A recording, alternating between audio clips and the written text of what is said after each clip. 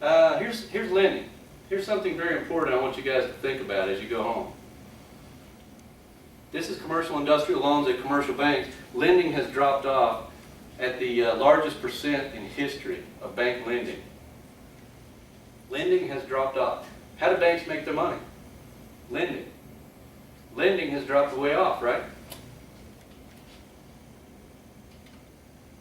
Here's another picture of it. Here's the lending dropping off. Here's the cash and profits going straight up. Ask yourself, if lending is dropping off at the fastest pace in history, how come profits at big banks have increased the most in history? Do I need to get the bandana out? Who says crime doesn't pay? I beg to differ. It pays very well. Look at the bonuses these guys have gotten from raping and plundering and pillaging this country. And I guess plundering and pillaging obviously pays off because you probably saw in the paper JP Morgan is getting a $1.4 billion tax refund. 1.4 billion tax refund. JP Morgan.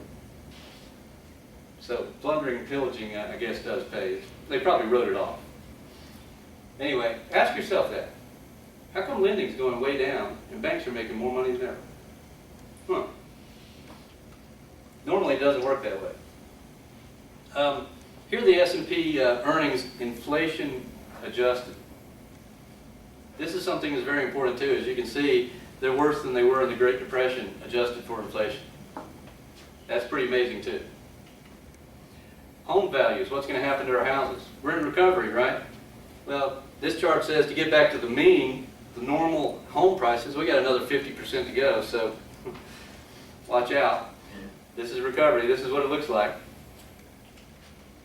This is a real important chart too. This is the gold Dow ratio going all the way back a couple hundred years. As you can see, this green band going up basically tracks the Dow in black and the relationship to gold. And gold stays in this band. Again, the genius of Andrew Jackson. It's easy to spot. Everything's calm.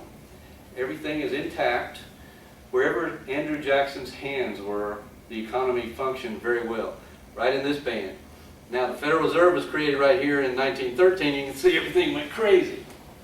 Because here we have this relationship of the Dow and gold. Stocks high, gold low.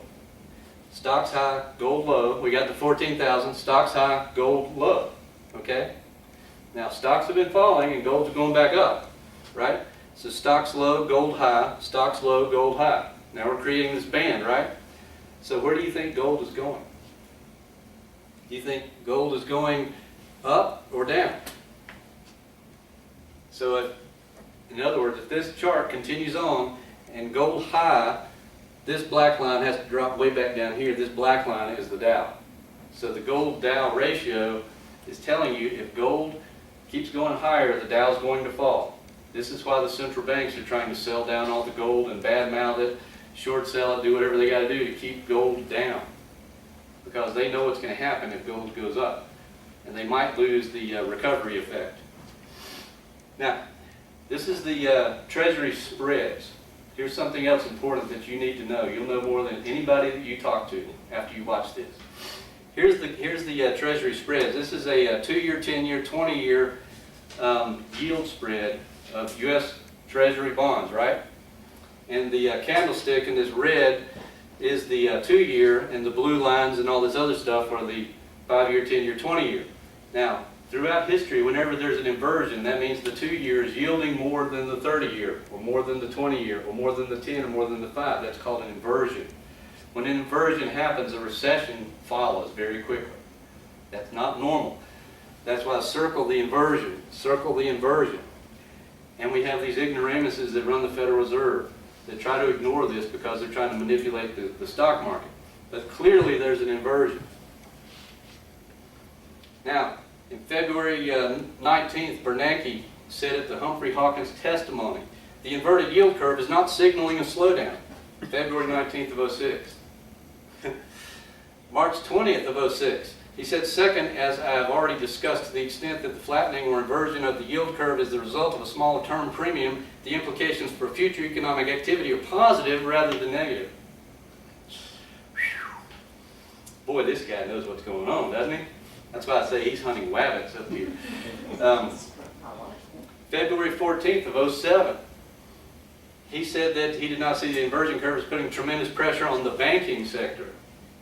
Boy, this guy's just right every time, isn't he? As many banks were able to use hedges, that's derivatives, to deal with other financial instruments to deal with the problem of higher short-term deposit rates and lower long-term loan rates, that's the inversion. Smaller banks may have more difficulty. Why? Check this out. All of the credit default swaps and derivatives of the world are interest rate based, okay? And in order to write a credit default swap, you have to have some kind of underlying asset, 10 or 15% of what you're actually issuing. So if you want to issue 100 billion, you got to have 10% actual asset. That asset is almost always U.S. Treasuries. Here's where it kind of gets funky now. In our world that we live in a perverse way, the more debt that we have, the more default swaps and derivatives that we issue, the more demand there is for U.S. Treasuries, because in order to issue the credit default swaps and derivatives, the issuers have to have treasuries. The issuers being Goldman Sachs, J.P. Morgan, Bank of America. They're the ones that do all this. So in a perverse way, the more debt we have, the more demand for treasuries. Okay? But Bernanke obviously has been wrong about every step of the way. Let's look at the inversion curve again. Right now, the spread is the widest it's ever been. Okay? When you have an inversion, you've got recession. Right now, it's the widest it's ever been. Now remember, this is February of '07, right in here, right before everything fell apart, and he was telling us everything was fine. No, that's not the way it works. Once it inverts, you got trouble. So there's our boy. I say strike three, you're out of here. You got three wrong, get out. You got no business being Federal Reserve Chairman. Here's a chart Bernanke's never seen. This gold line right here is inversion on the yield curves. And the gray line is a recession. Every single time we touch the gold line, we have a recession. Evidently, they don't show this at MIT. Otherwise, Bernanke, maybe he was asleep that day. He should have been taking notes. This happens every single time. Now, why is this important? I'm going to show you just a second, because now the curve is way widened, and the banks are making buku money on this widened yield curve. Now, let's cut the BS. We all know that inverted yield curves usher in recessions, and then the Fed does what? They begin a process of lowering interest rates. If the Fed was forced to lower the Fed funds rate substantially, wouldn't the current bond buyers stand to make a little capital gains profit on their trades as bonds appreciated? Yeah. Well, now you're seeing how the game's played. They orchestrate the whole thing so the banks make this money. Now, where do you get this kind of information? That was in my newsletter in September of 2005. Okay, if I was running the country, things would be way different. Now again, let's go back to it. This is the financial sector. The red line is the 2-year, and the blue line is the 20-year, I believe I'm using right here. Yeah, 20-year. So you got an inversion. Bernanke didn't see it as a big deal. Financials lost 90% right after he said that. And now all of a sudden he's a believer.